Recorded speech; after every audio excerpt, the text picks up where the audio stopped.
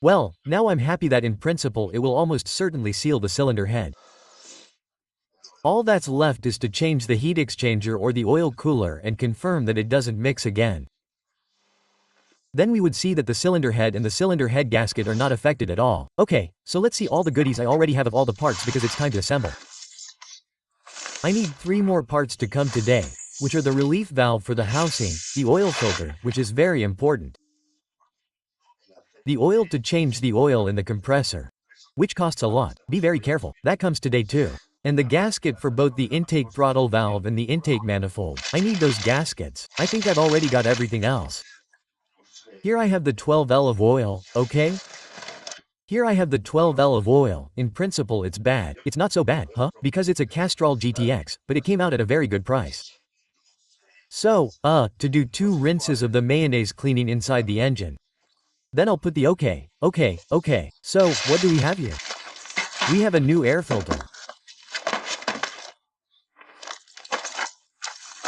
Here we have the Juica brand, which is the best brand there is for gaskets and such. The rocker cover gasket or the cylinder head cover.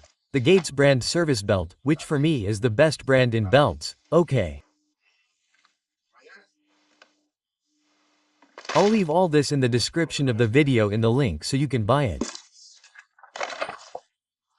I have here 2 oil filters to do the 2 necessary rinses from the male brand, which is also the original one that was installed from the factory. The thermostat that we're going to change from the Karas brand.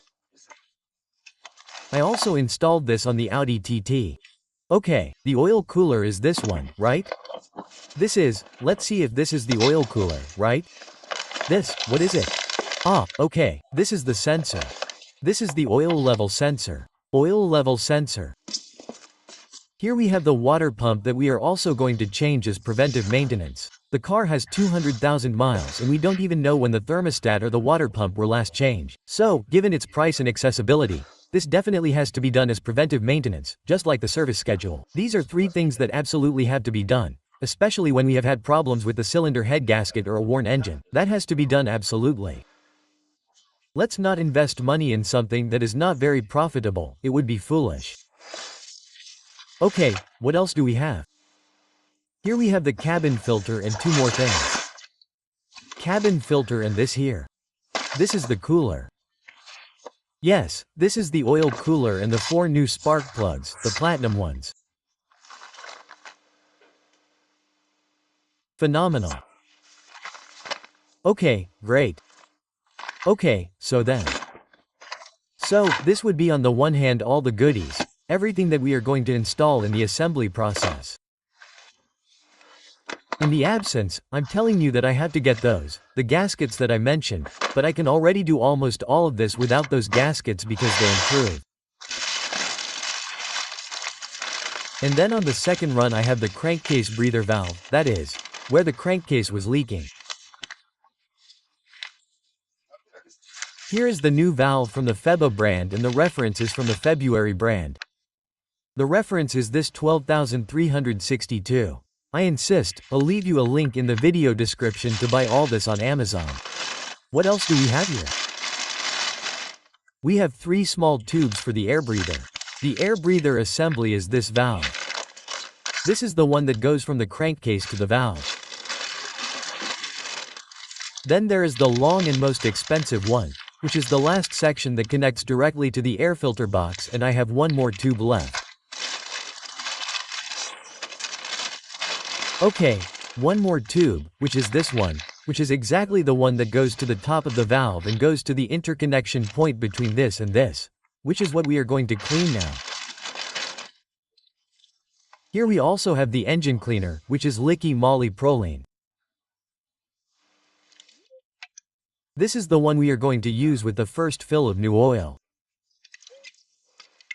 We are going to use 5L of oil. This is 250 milliliters. This is half a liter. We will let the engine run for about 20-30 minutes and then we will do everything, and it is supposed to have cleaned a lot of the mayonnaise.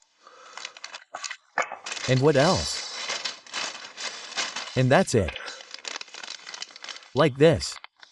This is a rubber band that goes where the oil from the rocker cover, which is the first thing that has to be put on now, because the rocker cover is that, which is what we are going to put on. So what we're going to need now is this. The rocker cover gasket and the rocker cover oil, those three things. I'm going to put this back in the box now and we'll use it as we need it.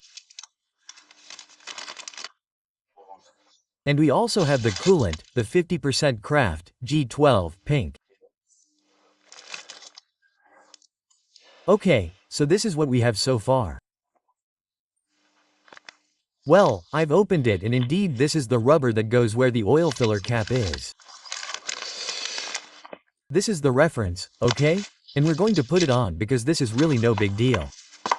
Also, look, I've seen this one before. It's broken here. Let's see if I can show you where it's broken. There you see how it is. All broken. This costs €2 or €3, so it's not money and this looks perfect. Come on, let's put this rubber here.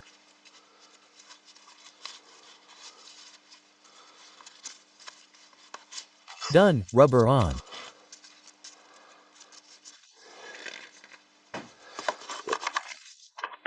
Okay, now we have the rubber on and now we're going to unpack the rocker cover gasket.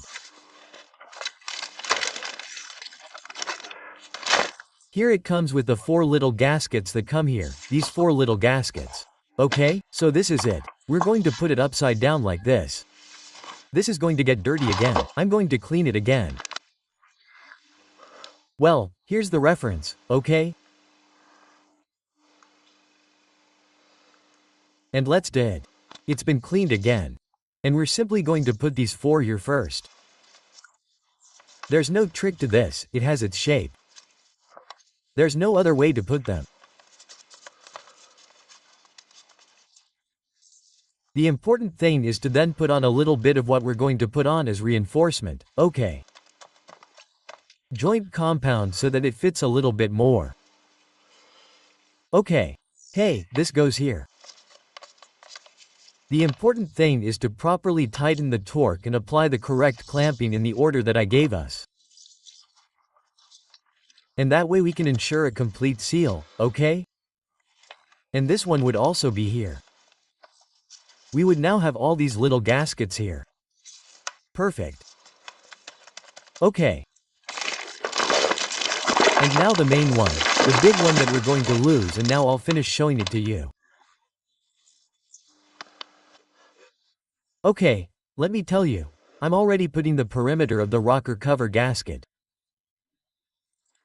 I'm doing a lot because as I've seen here that it was for cars between the Mercedes, you see, between 2006 and 2007.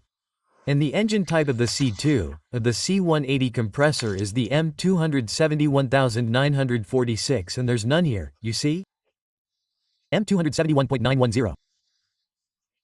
The engine type is 271 and then the variant, okay? The variant of this car is the 946 and it didn't appear here. I got stressed and thought it wasn't valid.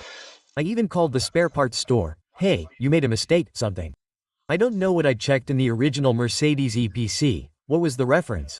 The reference I had given to the spare parts store was the correct one.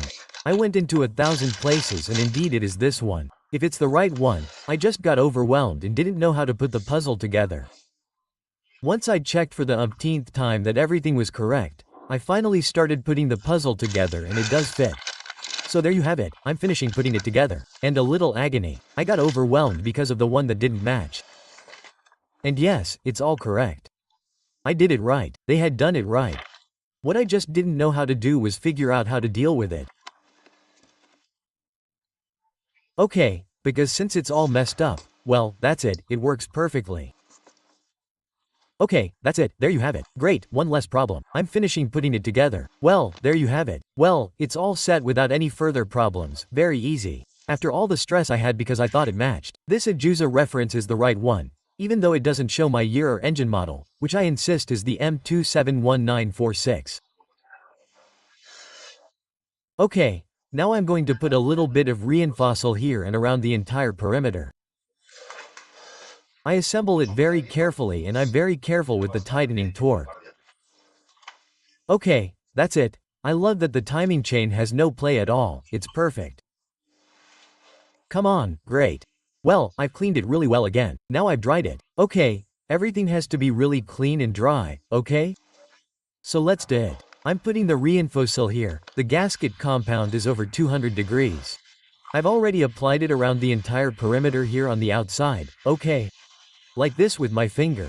I did it with my finger. I don't do it with a glove because I don't have sensitivity with gloves and it's a pain. So, I prefer to wash my hands afterwards and do it with my finger, which gives me more sensitivity. Okay. And now I just need the 4 from the spark plug cavity and it's ready to assemble. Okay, so I'll just continue, just a little bit. The important thing is that it's very, very thin and that I put the minimum amount possible, okay? In principle, it's not necessary, but come on, almost everyone, almost all mechanics put it on and such, because in the end, theory says that it's not necessary, but then in practice there are always small pores, whatever, that can leak a little bit and by putting a little bit of fossil, nothing happens. Of course, then when you have to change the gasket again, you have to remove the old one and it's a hassle. Well, it happened to me and that's it. It's done and that's it. I won't ramble on any longer. Come on, I'll finish putting it here and assemble it. I insist, the important thing now in the assembly is to respect the tightening order of all the screws and the tightening torque. Done. Well, that's it. So now, be very careful not to rock it like that or move it so that the gasket paste doesn't move too much. Having reviewed that this is very, very clean, very dry. Remember to use isopropyl alcohol and then dry it well and that's it. What's going to be a bit of a pain is this, that is, you have to pass it over this roller, okay. That's how it's going to be placed best. Okay, that's it. I need both hands, so I can't record the whole thing. And that's it, it's already superimposed. Just the role of saving this little thing, but that's it. So I'm going to put the screws in order. I'm going to put a little bit of blue thread locker on it, just a little bit, okay, nothing, and on the tip, a little bit. So, first we have 1, which is this one here, and then 2, which is right at the end there. I'm going to put 1 and 2, okay? I'm just going to put a little bit of thread locker on the perimeter screws, which are the short ones with a wider head, okay. Then the long ones, which are the ones for the coils, which you have to put on the coils to be able to finish tightening everything properly on the cylinder head gasket cover. I'm not going to put the thread locker on those because since I'm going to be removing and replacing them, I'm going to put in new spark plugs. The thing is that I don't want to put in new spark plugs until the whole process is finished. Okay.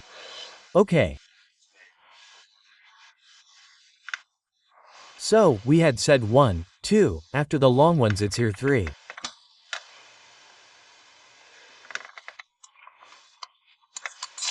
Which is this one here, the front of coil 3 and the rear of coil 2. This is coil 2 and the rear. Come on, I'm going to tighten those. What I'm going to do is tighten them just a little bit in the same order as indicated here, but without giving them torque, okay, just so that it holds. All more or less the same with the electric screwdriver. Just a little bit, and when I have them all plumb. Then in that same order I tighten them to a torque of 9 newtons. 9 newtons for the perimeter and 8 newtons for the coils. See, it says 9 newtons here. Let's see, excuse me. 8 newtons for the coil and 9 newtons for the perimeter. Okay, now I have them all superimposed, so now what I'm going to do is tighten them to, okay. Oh, it didn't go past there, thank goodness. We have to look for it, okay? To 9 newtons, okay? The big ones to 9 newtons, that is, 1 and 2 are at 9 newtons. And then from 3 to 10 I have to change both the socket and the tightening torque because they are 8 newtons. So come on, 1 and 2. 1 and 2. I already have 1 and 2.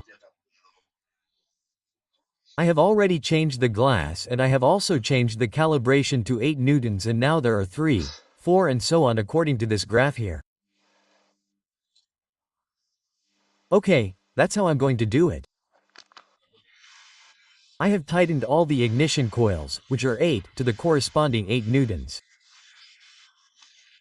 I change the glass again and I finish the perimeter in the established order. We would start here now with 11, 12 and so on at 9 newtons. I change the calibration again to 9 newtons and now I blow it at 9 newtons. And well, the cylinder head cover is now torqued. We can now move on to draining the coolant, and with the coolant empty we can remove it from the housing. We can change the water pump that we are going to change, and we can change the thermostat that we are going to change.